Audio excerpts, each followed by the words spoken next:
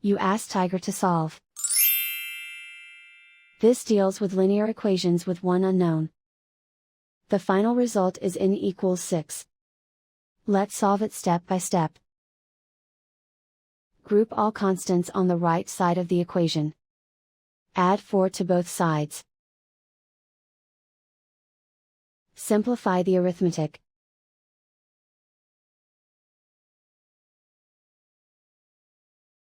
Isolate the n. Divide both sides by 3.